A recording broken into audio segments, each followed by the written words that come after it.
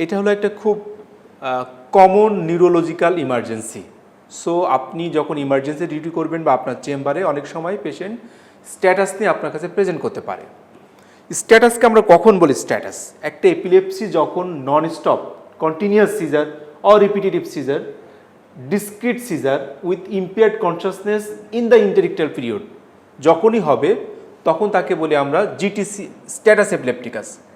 এবং এই ডিউরেশনটা ইউজুয়ালি 5 থেকে 30 মিনিট, বা অনেকে বলে 15 থেকে 30 মিনিট, বা 5 থেকে 30 মিনিট হচ্ছে যখন একটা সিজারের ডিউরেশন হবে তখন তাকে বলি আমরা স্ট্যাটাস এপিলেপটিকাস। এবং এক্ষেত্রে আমাদের ম্যানেজমেন্টটা কীভাবে হবে? অবশ্যই স্ট্যাটাস এপিলেপটিকাসকে আপনাকে হসপিটালে ম্যানেজ করতে হবে এবং পেশেন্টকে প্রথমে আমি থরো নিউরোলজিক্যাল এক্সামিনেশন করার স্কোপ আমি পাবো না। র্যাপিড নিউরোলজিক্যাল এক্সামিনেশন করার পরে পেশেন্টকে আমি এয়ারওয়ে, ব্রিদিং, সার্কুলেশন মেনটেন করব এবং অবশ্যই 2টা আইভি চ্যানেল ওপেন করব। একটা আইভি চ্যানেলে আমরা পেশেন্টকে বেনজোডায়াজেপিন দিব। বেনজোডায়াজেপিন কিন্তু অনগোয়িং সিজারের জন্য চয়েস অফ ট্রিটমেন্ট। আর অ্যান্টি এপিলেপটিক ড্রাগস যেগুলো আমরা ব্যবহার করি এগুলো ইউজুয়ালি নেক্সট সিজারকে প্রিভেন্ট করে, কিন্তু অনগোয়িং সিজারকে কন্ট্রোল করার জন্য চয়েস অফ ড্রাগ কিন্তু অবশ্যই বেনজোডায়াজেপিন। এটা আমরা ডায়াজিপাম দিতে পারি অথবা লোরাজিপাম দিতে পারি। আমরা ডায়াজিপাম খুব অ্যাভেলেবল ড্রাগ আমাদের কাছে, এবং এক্ষেত্রে আমরা ডায়াজিপাম দিব। দেওয়ার পরে আমরা ওয়েট করব। যদি দেখা যাচ্ছে পেশেন্টের রেসপন্স না করে 1 থেকে 5 মিনিট, তাহলে আমরা নেক্সট আরেকটা ডোজ কিন্তু দিব বেনজোডায়াজেপিনের একটা আইভি চ্যানেলে। আরেকটা আইভি চ্যানেলে অবশ্যই আমরা একটা অ্যান্টি এপিলেপটিক ড্রাগ দিব আইভি ফর্মে, আইদার ফসফেনাইটোয়াইন, ফেনাইটোয়াইন। এই 2টা ড্রাগই আমাদের দেশে আইভি ফর্মে পাওয়া যায়। ভ্যালপ্রিক অ্যাসিড বা লেভিটারিসিটাম, লেভিটারিসিটাম নতুন আসছে আইভি ফর্মে, কিন্তু ভ্যালপ্রিক অ্যাসিড এখন আমাদের দেশে আইভি ফর্ম নাই। সো আমরা ফসফেনাইটোয়াইন বা ফেনাইটোয়াইনকে আমরা ইউজ করব আইভিতে অন্য চ্যানেলে। এবং ফসফেনাইটোয়াইনগুলো ইউজুয়ালি আমরা 6 অ্যাম্পল, একটাতে 150 মিলিগ্রাম থাকে, usually 20 milligram KG body weight হিসেবে আমরা 6 অ্যাম্পল অ্যাভারেজ দিয়ে থাকি। 6 অ্যাম্পল আমরা দিয়ে 100 বা 200 ml নর্মাল স্যালাইনের ভিতরে দিয়ে আমরা আধা ঘন্টা থেকে 1 ঘন্টার ভিতরে পেশেন্টকে দেওয়ার চেষ্টা করব ফসফেনাইটোয়াইন অর ফেনাইটোয়াইন। এরপরে আমরা পেশেন্টকে এখন তার মেটাবলিক প্যারামিটার্সগুলো পাঠাবো, ইনক্লুডিং সেরাম ইলেকট্রোলাইট, সিবিসি, ব্লাড সুগার, এগুলো আমরা সেন্ড করব। এবং এরপরেও যদি পেশেন্টের কন্ট্রোল না হয় সিজার, তাহলে সেক্ষেত্রে আমরা আবারও সেকেন্ড লাইন ড্রাগ হিসেবে আবারও ফেনাইটোয়াইন বা ফসফেনাইটোয়াইন আমরা আবার রিপিট করতে পারি। এবং পেশেন্টকে কন্টিনিউয়াস ব্লাড প্রেশার, কার্ডিয়াক মনিটরে রাখবো। এরপরেও যদি পেশেন্টের কন্ট্রোল না হয় সেক্ষেত্রে তাকে আমরা রিফ্র্যাক্টরি স্ট্যাটাস এপিলেপটিকাস হিসাবে আইডেন্টিফাই করব এবং পেশেন্টকে আমরা আইদার মিডাজোলাম, প্রোপোফল অথবা ফেনোবারবিটাল, এই 3টে ড্রাগে রাখতে পারি যে কোনো একটাতে। এবং অবশ্যই এই সমস্ত পেশেন্টগুলোকে আমরা আইসিইউতে রেফার করব। সো আমাদেরকে জানতে হবে আমরা কোন পর্যন্ত পেশেন্টকে ডিল করব, কখন আমরা রেফার করব।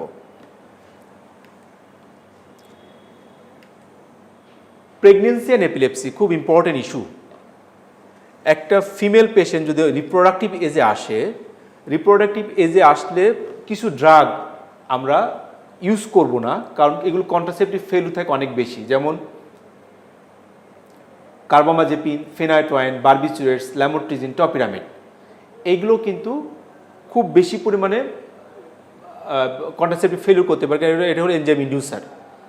সো এই ক্ষেত্রে আমরা ভ্যালপ্রিক অ্যাসিড ইউজ করতে পারি যদি পেশেন্ট কনসিভ না করতে চায়। কিন্তু যদি একটা পেশেন্ট কনসিভ করে সেক্ষেত্রে অবশ্যই আমাদেরকে কিছু ড্রাগ চয়েস করা যাবে না, এবং কিছু ড্রাগ আমরা চয়েস করব। আমরা মনে রাখি এইভাবে: CLN, কার্বামাজেপিন, ল্যামোট্রিজিন, লেভিটারিসিটাম অথবা অক্স কার্বামাজেপিন। এই ড্রাগগুলো শুধুমাত্র আমরা প্রেগনেন্সিতে ইউজ করতে পারি। তবে আমরা চেষ্টা করব প্রেগনেন্সিতে সিজারকে রিস্ক বেনিফিট দেখব। যদি পেশেন্ট দেখা যাচ্ছে তার সিজারের রেটটা বেশি বা মনে হচ্ছে যে রিস্ক বেশি হয়ে যাচ্ছে, সেক্ষেত্রে অবশ্যই যে প্রিভিয়াসলি যে ড্রাগ পাচ্ছিল সেটাকে আমরা রাখতে পারি, মানে যদি রিস্ক বেনিফিট এসে দেখে আমরা। কিন্তু আমাদের চেষ্টা করব আমরা এই CLL, এই 4টা ড্রাগে রাখার জন্য, এবং যতদূর সম্ভব চেষ্টা করব আমরা প্রেগনেন্সির সময় মনোথেরাপিতে থাকার জন্য।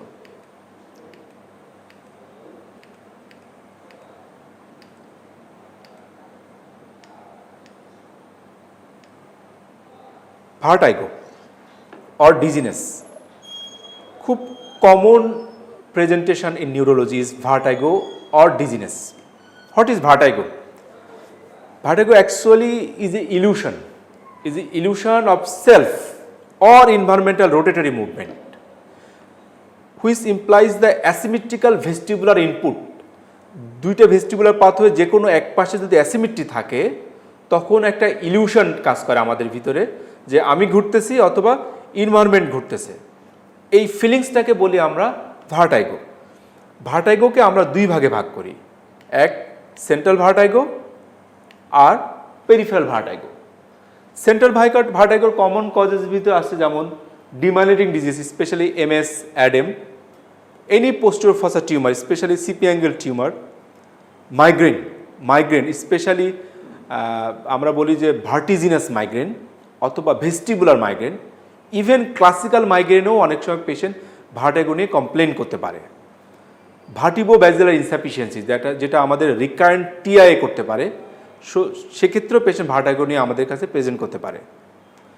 আর পেরিফেরাল কজের ভিতরে মোস্ট কমন কজ হচ্ছে BPPV, benign paroxysmal positional vertigo, vestibular neuronitis, Meniere's disease, বিভিন্ন ইনফেকশনের কারণেও ভার্টাইগো হতে পারে, ট্রমা এবং সাম ড্রাগস স্পেশালি স্টেপ্টোমাইসিন, এবং last but not the least anxiety disorder, এটাও কিন্তু ভার্টাইগোর একটা অন্যতম কারণ।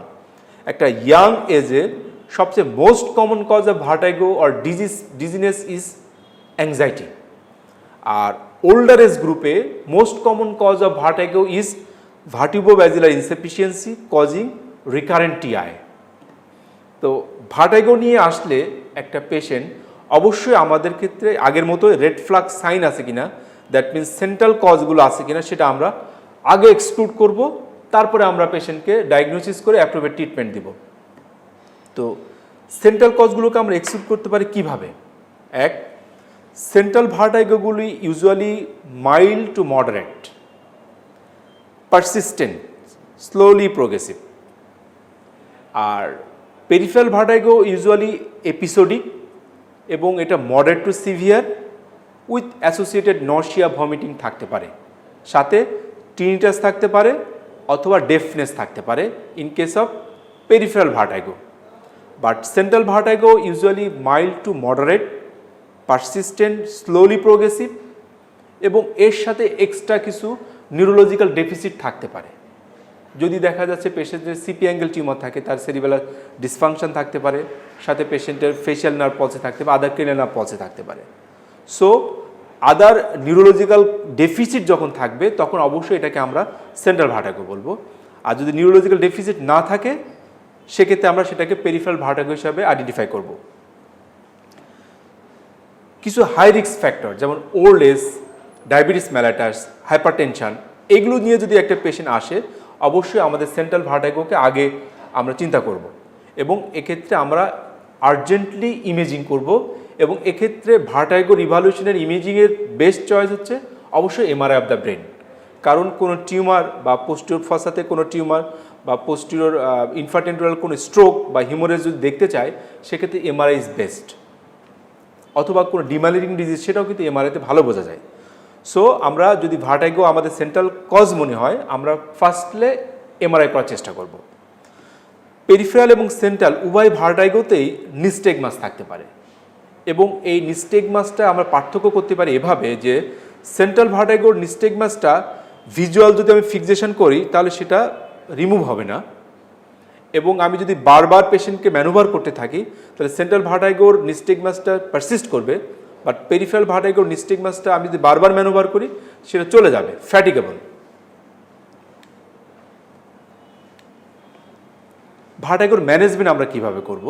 আমরা প্রথমে বললাম যে সেন্ট্রাল ভার্টাইগোকে আপনি ইমেজিং করে তাকে আলাদা করবেন। পেরিফেরাল ভার্টাইগোর ম্যানেজমেন্টে আমরা করব কিছু কমন ড্রাগ আছে, যেমন অ্যান্টিহিস্টামিনের ভিতরে মেক্লিজিন, ডাইমেনহাইডামিন, প্রোমিথাজিন, ইভেন বেনজোডায়াজাপিন এবং SSRI স্পেশালি ফর অ্যাংজাইটি ডিসঅর্ডারের জন্য আমরা ইউজ করতে পারি, এবং ফিজিক্যাল থেরাপি ফর BPPV, এটাকে বলে আমরা রিপোজিশনিং ম্যানুভার, সেটা আমরা করতে পারি BPPতে। আমরা একটা ভিডিও দেখব BPPতে আমরা যে রিপোজিশনিং ম্যানুভার করি, সাধারণত এপ্লিস ম্যানুভার করি, সেটা আমরা দেখাবো ভিডিওতে। মেনিয়াস ডিজিজগুলো পেশেন্ট ইউজুয়ালি একটা ট্রায়াড থাকে, যেমন পেশেন্টের ভার্টাইগোর সাথে টিনিটাস এবং ডেফনেস থাকে, তখন তাকে বলে আমরা মেনিয়াস ডিজিজ। এক্ষেত্রে চয়েস অফ ড্রাগ হচ্ছে ডায়ুরেটিক্স অথবা লো সোডিয়াম ডায়েট। যদি পেশেন্টের মাইগ্রেন হয় তাহলে তাকে অ্যান্টিমাইগ্রেনাস ট্রিটমেন্ট তার ভার্টিগোতে কাজ করবে। এবং ভেস্টিবুলার নিউরাইটিস এটা খুব বেশি কমন না, তারপর আমরা আমাদের ডেইলি প্র্যাকটিসে পেতে পারি। সেক্ষেত্রে একটা পেশেন্টের প্রিভিয়াসলি একটা ভাইরাল ইনফেকশন হিস্ট্রি থাকতে পারে এবং পরবর্তীতে পেশেন্ট ভার্টিগো এবং টিনিটাস নিয়ে আমাদের কাছে পেশেন্ট প্রেজেন্ট করতে পারে। এক্ষেত্রে চয়েস অফ ড্রাগ অবশ্যই মিথাইলপ্রেডনিসোলোন। এটা একটা এপ্লিস ম্যানুভারের একটা আপনার ফ্লো। এখন আমরা একটা ভিডিও দেখব এপ্লিস ম্যানুভারের। তো মানে এপ্লিস ম্যানুভার করার আগে আমরা ইউজুয়ালি পেশেন্টকে হলপাইক ম্যানুভার দিয়ে ডায়াগনোসিস করার চেষ্টা করি পেশেন্টের ভার্টিগোটা কোন সাইডে হয়। যদি পেশেন্টের ভার্টিগো রাইট সাইডে হয় সেক্ষেত্রে আমরা পেশেন্টকে এইভাবে এপ্লিস ম্যানুভারটা করি। প্রথমে তাকে রাইট সাইডে এভাবে শোয়ানোর চেষ্টা করব, এরপরে 45 ডিগ্রি অ্যাঙ্গেলে থাকবে রাইট সাইডে। এখান থেকে ঠিক অপোজিট সাইডে 45 ডিগ্রি অ্যাঙ্গেলে আমরা রাখবো 45 সেকেন্ড। এরপরে আমরা আরও পেশেন্টকে ঘাড়টা ঘুরিয়ে দিব, এটাও 45 সেকেন্ড রাখবো। এরপর পেশেন্টটাকে আরও আমরা একদম টোটালি ঘুরিয়ে দিব। ঘুরিয়ে দিয়ে পেশেন্টকে আমরা একদম পায়ের দিকে তাকাতে বলবো, একদম নিচের দিকে তাকাতে বলবো।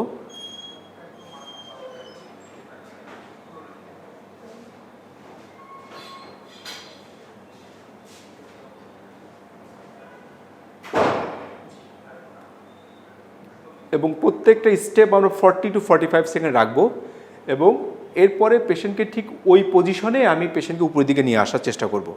যদি পেশেন্টের রাইট সাইডে প্রথমে হলপাইক দিয়ে আমি ডায়াগনোসিস করতে রাইট সাইডে ভার্টিগো হয়, যদি লেফট সাইডে ভার্টিগো হয় ঠিক এই প্রসিডিউরটা ঠিক উল্টাটাই হবে।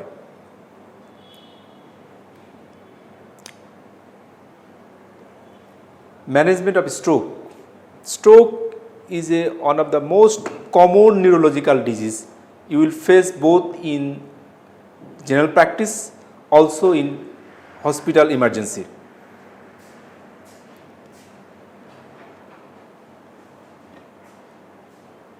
তো স্ট্রোক ডায়াগনোসিস করতে জন্য আমরা প্রথমত ডায়াগনোসিসের অবশ্যই সব পেশেন্টকে আসলে আমরা সিটি স্ক্যান করব।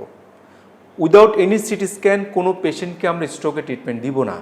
আপনাকে যতই ক্লিনিক্যালি মনে হয় যে এটা ইসকেমিক স্ট্রোক বা এটা হিমোরেজিক স্ট্রোক না, এটা আপনি কখনো ক্লিনিক্যালি বলতে পারবেন না নির্দ্বিধায়। সো সিটি স্ক্যান ছাড়া কোনো পেশেন্টকে স্ট্রোকের চিকিৎসা করাটা হবে একটা ক্রাইম এবং all patients should undergone CT scan of the brain. এর সাথে আমরা অ্যাসোসিয়েটেড আদার ইনভেস্টিগেশনগুলো করতে পারি তার রিস্ক ফ্যাক্টর আছে কিনা দেখার জন্য। তো আমরা কিছু সিটি স্ক্যান দেখব স্ট্রোকের। যেমন এই একটা পেশেন্ট আসছিল আমাদের কাছে, সাডেন হেডেক নিয়ে আসছিল, সাথে ভমিটিং ছিল এবং লেফট সাইডের উইকনেস ছিল। সিটি স্ক্যান করার পর দেখা গেছে তার একটা হাইপারডেন্স লেশন আছে, ফ্রন্টো প্যারাটাল লোবে একটা হাইপারডেন্স লেশন। এটা হলো একটা ইন্টারসেরিব্রাল হিমোরেজ বা হিমোরেজিক স্ট্রোক। এটাও একটা পেশেন্টের সিটি স্ক্যান, যেখানে আমরা hyperdense lesson in the ক্যাপসুলো ganglionic রিজিয়নে আমরা দেখতে পাচ্ছি একটা হাইপারডেন্স লেশন। এটা একটা হিমোরেজিক স্ট্রোক বা ইন্টারসেরিব্রাল হিমোরেজ। এটা একটা এটা একটা ইন্টারভেন্ট্রিকুলার হিমোরেজের সিটি স্ক্যান। এই সিটি স্ক্যানটা দেখে অনেকের কনফিউশন হতে পারে এটা হিমোরেজ কিনা। একটু ভালো করে খেয়াল করে দেখবেন যে এই হাইপার ডেন্সিটিটা অনেকটা বোনস লাইক ডেন্সিটি, কিন্তু আগে সিটি স্ক্যানে খেয়াল করে দেখবেন যে এই হাইপার ডেন্সিটি কিন্তু বোনস লাইক ডেন্সিটির মতো না, কিন্তু এই হাইপার ডেন্সিটি অনেকটা বোনস লাইক ডেন্সিটি এবং এর পেরিলেশনাল কোনো ইডেমা বা পেরিলেশনাল হাইপোডেন্সিটি নাই। সো এটা একটা হিমোরেজ না, এটাকে বলি আমরা ক্যালসিফিকেশন।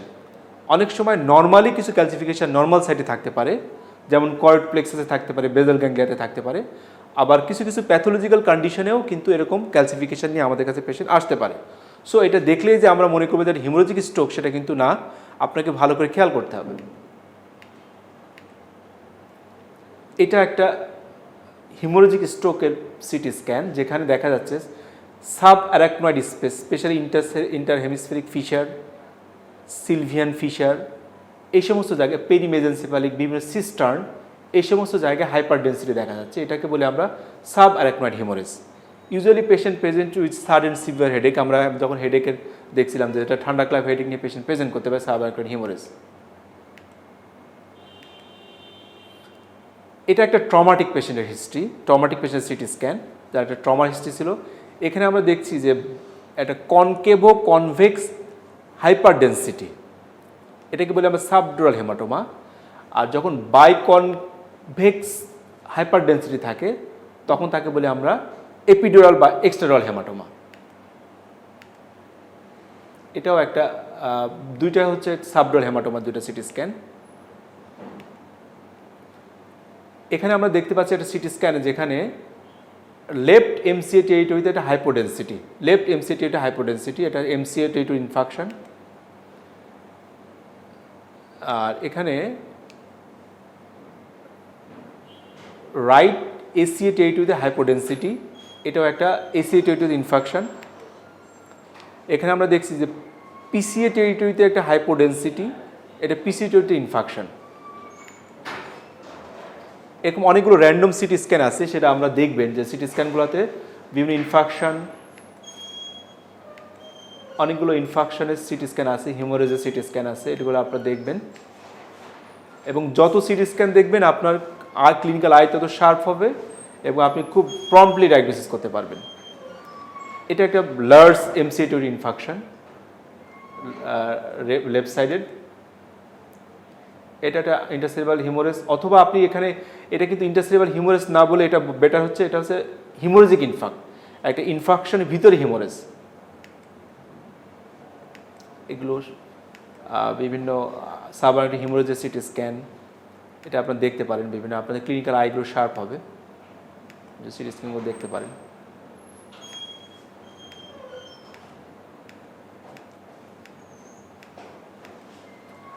এটা আপনি দেখবেন একটু ভালো করে। এই সিটি স্ক্যানে দেখা যাচ্ছে যে একটা হাইপার ডেন্স একটা শ্যাডো আছে, হাইপার ডেন্স খুব, এবং সাথে কিছু ভেসেল মার্কিংগুলো প্রমিনেন্ট। এটা একটা কন্ট্রাস্ট সিটি স্ক্যান, যেখানে একটা হাইপার ডেন্স বা কন্ট্রাস্ট ইনহ্যান্সিং লেশন আছে এবং যেটা মেনিনজেস থেকে উঠছে। এটা আসলে হিমোরেজ না বা ইনফাকশন না, এটা হচ্ছে মেনিনজিওম, একটা টিউমার। এটা হলো multiple hyper density involving different part of the brain bilaterally, but no perilation on edema, and the density is just bones like density, so it is a case of calcification, not hemorrhage. আমরা একটা স্ট্রোকের patient আসলে কিভাবে manage করব, এক্ষেত্রে ischemic stroke যদি আসে পেশেন্টকে আমরা অ্যাসপ্রিন অথবা ক্লোপিডোগ্রেল যে কোনো একটা দিব। আমরা অ্যাসপ্রিন হচ্ছে কস্ট ইফেক্টিভ, সো যদি গরিব পেশেন্ট থাকে বা অ্যাফোর্ড না করতে পারে সেটা অ্যাসপ্রিন দিতে পারি, বাট ক্লোপিডোগ্রেল ইফিকেসি কিন্তু better.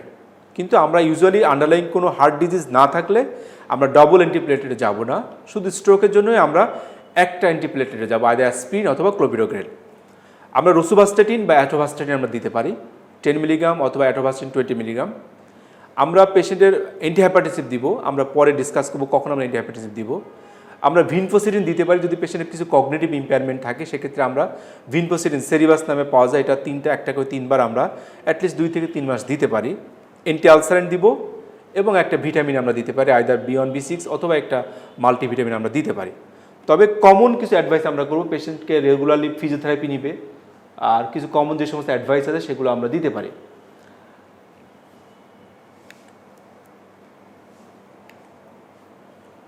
Haemorrhagic stroke patient, haemorrhagic স্ট্রোকের পেশেন্টগুলোর ম্যানেজমেন্ট অনেকটাই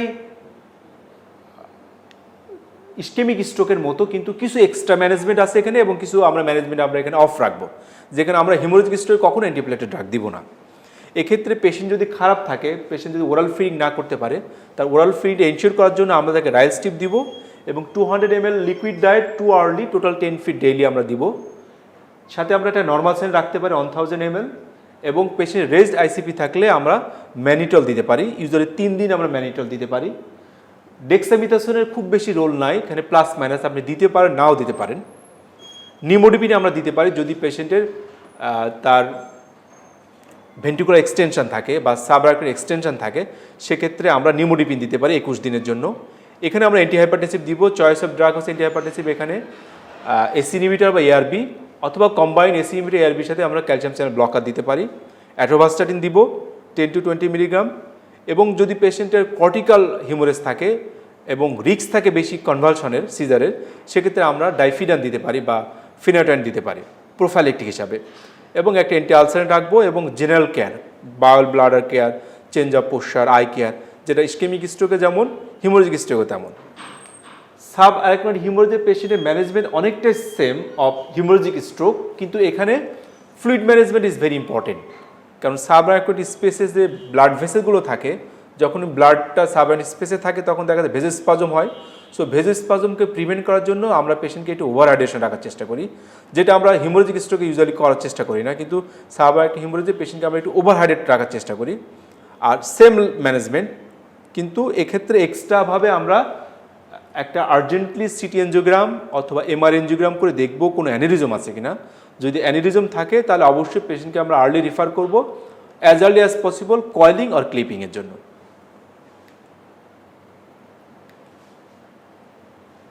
ইলিভেটেড আইসিপির অ্যাপ্রোচ অফ ম্যানেজমেন্ট, এটা আমরা সবাই জানি, আপনারা একটু দেখবেন ইলিভেটেড আইসিপি আসলে আমরা কীভাবে ম্যানেজ করব।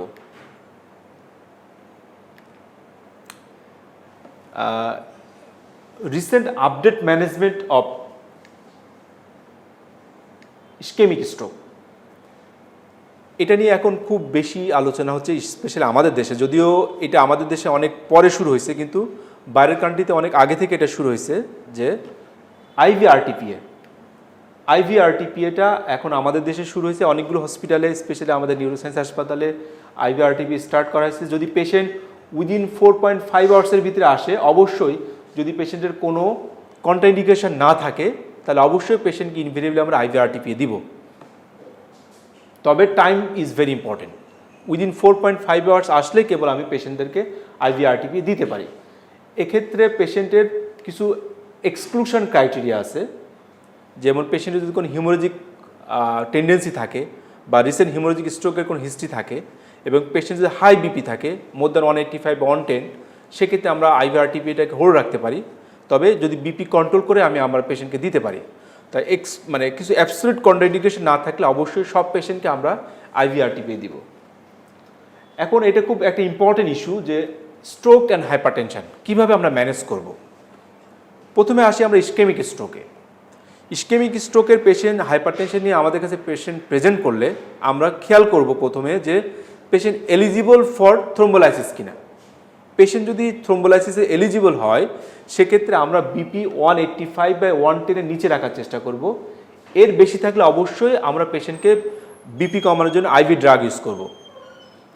Second category, patient not eligible for thrombolysis, হয়তো অনেক পরে আসছে অথবা কোনো কন্ট্রাইন্ডিকেশন আছে, কিন্তু আগে থেকে হাইপারটেনসিভও না।